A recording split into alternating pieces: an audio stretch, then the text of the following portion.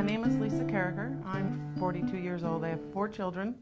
3 of them are affected with a bleeding disorder. I have type 1 von Willebrand's disease, severe. My 2 daughters, who are 21, both have von Willebrand's type 1 mild. I have a 9-year-old son who has Hemophilia A mild. And believe it or not, I have one son that is not affected at all.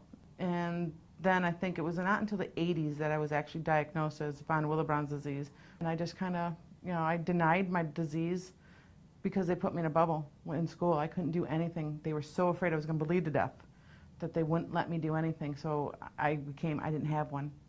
So for the longest time, I never had my daughters tested because I didn't want them to go through what I did.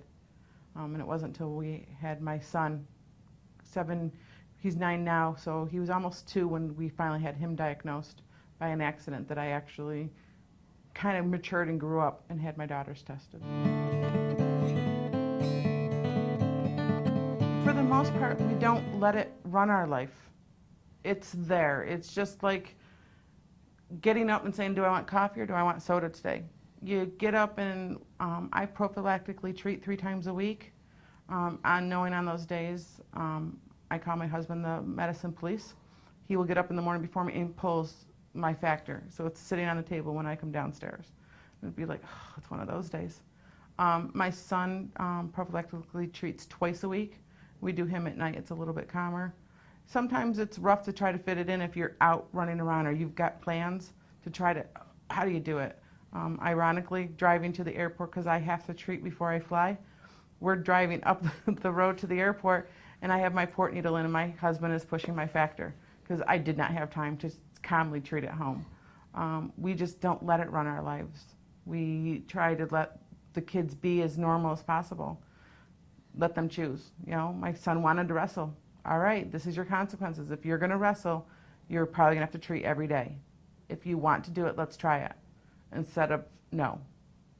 He tried it. He did not enjoy it. So now he does swim and he's joined the chess club. He tried it. It had to be his choice. So. And that's one thing we do is we camp with scouts, and the first time we went, he didn't want to treat because he was embarrassed, and now it's a game of who's going to pass out this time from the blood and the needle. And the other kids, believe it or not, most of them are fascinated by the fact that, oh wow, look at that, you can do that. And we've tried to teach him not to hide it. And he'll tell you his blood's special. He might not know all the ins and outs and it works this way and that way, but he knows it's different from everybody else.